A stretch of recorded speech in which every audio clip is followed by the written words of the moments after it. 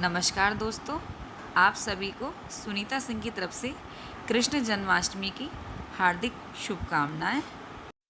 दोस्तों, कृष्ण जन्माष्टमी हम सभी बड़े ही हर्षोल्लास के साथ मनाते हैं और सभी के घरों में कई कई दिन पहले पंजीरी, मेवा पाक, बर्फ़ी और भी कई तरह की मिठाइयाँ फलाहार के रूप में बनाई और खाई जाती हैं। आज मैं भी आप सभी के लिए खरबूजे के बीज की एक बर्फ़ी बनाने जा रही हूँ। वैसे तो मेरे चैनल पर कई तरह की खरबूजे के बीज की बर्फ़ी बनाई है, लेकिन आज मैं कुछ अलग कॉम्बिनेशन में इस बर्फ़ी को आप सबके लिए बनाने के लिए लाई हूँ। इस तरीके से बनाई गई खरबूजे के बीज की बर्फ़ी बड़ी ही अल्ट्रा सॉफ्ट बन करके तैयार होती है। तो चलिए देखते हैं इस खरबूजे की बीज की बर्फ़ी को हम कैसे बनाते हैं। इसे बनाने के लिए ये मैंने 1 कटोरी खरबूजे की गिरी ली है। ये वज़न में लगभग 100 ग्राम है। इसे अच्छी तरह से साफ़ करके लिया है मैंने। साथ में सेम कटोरी से नाप के 1 कटोरी कसा हुआ ड्राई कोकोनट लिया है। ये भी वज़न में लगभग 100 ग्राम है। और 100 ग्राम ही हमने मखाने लिए हैं। इनको भी हमने अच्छी तरह से साफ़ कर लिया है। ये लगभग 300 ग्राम मैंने मावा लिया है, जिसे मलाई से तैयार किया है। इसकी रेसिपी आपको मेरे चैनल पर मिल जाएगी। साथ में 50 ग्राम खसखस लिए, जिसे पॉपी शीट कहते हैं। घर में है तो डालिए, वरना स्किप कर सकते हैं। गार्निशिंग के लिए 2 टेबल स्पून काजू, बादाम, पिस्ता की कतरन ली है। और साथ में जायके को बढ़ाने के लिए 4 से 5 क्रश की हुई छोटी इलायची ली है। ये 3 कटोरी मैंने चीनी ली है। वज़न में लगभग ये 600 ग्राम है। चीनी हमारी काफ़ी मोटी है, इसलिए हम इसे मिक्सी में थोड़ा सा पीस लेंगे। इससे हमें चाशनी बनाने में टाइम बहुत कम लगेगा। और ये 4 चम्मच मैंने शुद्ध घी लिया है। इसे कैसे इस्तेमाल करना है ये मैं आपको आगे बताऊंगी। गैस ऑन करके कढ़ाई रखिए और उसमें 1 चम्मच घी डाल करके मेल्ट होने दीजिए। गैस की फ्लेम धीमी रखिए। घी मेल्ट होने पर ये खरबूजे की मिंगी, जिसे खरबूजे की गिरी कहते हैं, उसे डाल लीजिए और लो टू मीडियम फ्लेम पर 1 मिनट के लिए भून लीजिए। 1 मिनट बाद इसमें कसा हुआ नारियल डाल लीजिए और इसे भी लो टू मीडियम फ्लेम पर 1 से 1.5 मिनट के लिए भून लीजिए।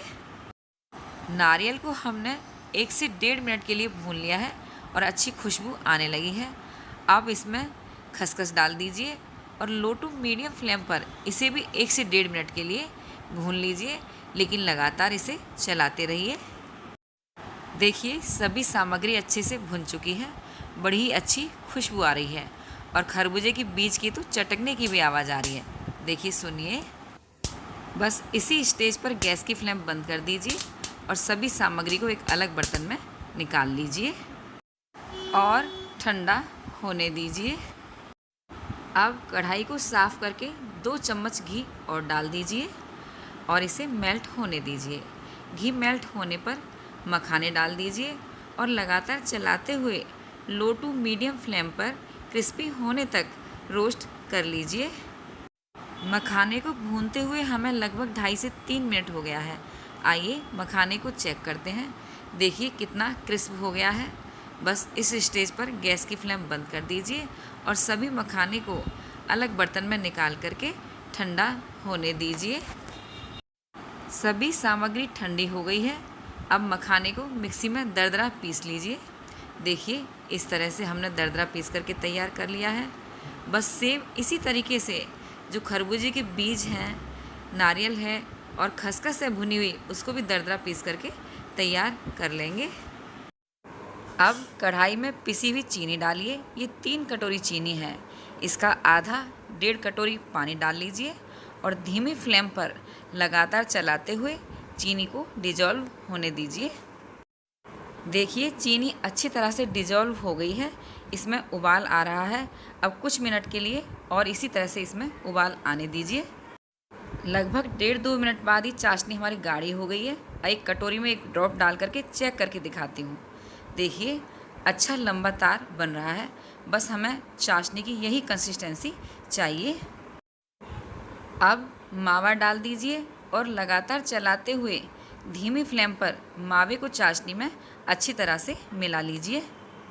देखिए मावा चाशनी में अच्छे से मिल गया है। अब पिसे हुए मखाने, नारियल, खसखस और खरबूजे के बीज रखे थे उन्हें डाल दीजिए और धीमी फ्लेम पर लगातार चलाते हुए अच्छी तरह से मिला लीजिए।